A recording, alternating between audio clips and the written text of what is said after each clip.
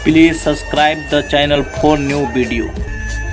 Yes channel को subscribe कीजिए ताकि आपको न्यू लेटेस्ट। गरीब वर्सेज अमीर की होली। एक गांव में शिल्पा नाम का एक औरत अपने बेटा चिंटू के साथ एक झोपड़ी में रहती थी। शिल्पा के पति के कुछ दिन ही पहले मृत्यु हो गया था, तो वह घर घर जाके झाड़ू पोछा मारती थी। शिल्पा के झोपड़ी के सामने एक अमीर आदमी मदन थे। मदन के दो बच्चे भी थे, शीला और चिंकू। वो दोनों चिंटू के साथ दोस्ती करते थे। मदन को ये बात पसंद नहीं था।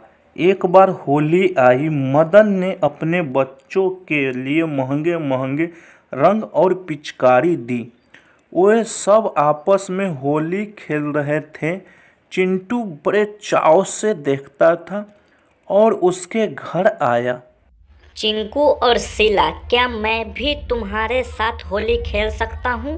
क्यों नहीं, चलो खेलते हैं। ये लो पिचकारी। तभी वहाँ मदन। ये क्या कर रहे हो बेटा? हमारे घर के नौकरानी के बेटे के साथ खेलोगे? ये ठीक नहीं है। मैं बहुत दिनों से देख रहा हूँ। ये चिंटू दोबारा इसके साथ दिखाई दिए तो तुम्हारे झोपड़ी को उठा के फेंक दूंगा। रंग खरीदने के लिए तो पैसा है नहीं और चले आए होली खेलने। पहले जाके देखो खाने के लिए दाना है भी कि नहीं। चिंटू दुखी होकर वहाँ से चले आए। फिर वह अपने घर आके अपने माँ से, माँ, जिनके पास पैसा है क्या वही होली मना सकते हैं? क्या हम लोग होली नहीं मना सकते हैं? पिताजी अगर जिंदा होते तो क्या वह रंग और पिचकारी खरीद कर नहीं देते? ये सुनकर माँ बहुत दुखी हुई। पैसे नहीं है तो क्या हुआ बेटा, हमारे पास अकल है ना।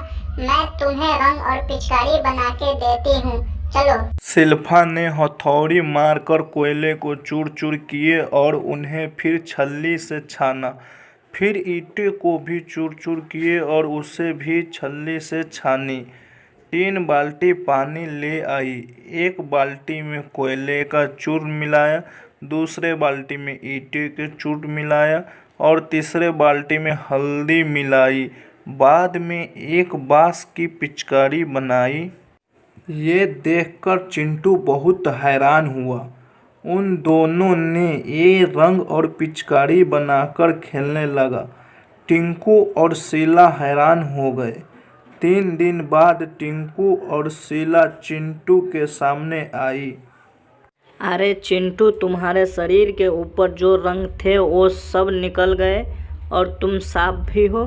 3 दिन हो गया मेरे शरीर पर से रंग नहीं उतरा। मेरे रंग एक बार नहाने से ही चले गए।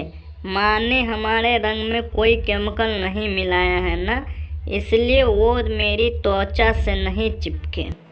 अगले साल फिर होली आया। शिल्पा ने फिर से रंग और पिचकारी बनाई। टिंकू, शीला और मदन अपने हवेली में होली खेल रहे थे। मदन के चेहरे और शरीर पर सारा रंग चिपके हुए थे। तभी मदन की पत्नी उसका फोन लेकर उसके पास भागती हुई आई। आजी, सुनते हो मिनिस्टर जी के पीए फोन किए हुए हैं, एक जरूरी बात करना चाहते हैं। मदन उससे काफी देर तक बात किया, फिर फोन काटकर, सब कुछ खत्म हो गया। मैं उस फॉरेन कंपनी का बिल्डिंग कंस्ट्रक्शन करना चाहता था ना, मंत्री जी ने कहा था मीटिंग अगले हफ्ते है। वो अभी मुझे फौरन आने के लिए बोल रहे हैं और मैं पहले ही मीटिंग में ऐसे गए तो वह क्या कहेंगे। वैसे ही मुझे नीटलेस बहुत पसंद है। अब लगता है ये कॉन्ट्रैक्ट मेरे हाथ से गया। बहुत बड़ा प्रोजेक्ट है। ये सब इस बेकार होली की वजह से हुआ। तभी वहाँ टिंकू आया। आप चिंता न करो पिताजी। शीला, जरा वाटर पाइप लेके आना। अब शीला ने मदन के ऊपर पानी मारा तो मदन का सारा रंग निकल गया। मदन हैरान होकर, अरे ये तो रंग चाइनीज है ना, इतनी जल्दी कैसे निकल गई? कम से कम तो 4 दिन लगते हैं ना। ये आपके लाए हुए रंग नहीं है डैडी, ये तो चिंटू के मम्मी का बनाया हुआ प्राकृतिक रंग है। हम उसी के साथ होली खेल रहे थे, इसलिए ये तुरंत निकल गए। आप जल्दी से उस मीटिंग में पहुंचो।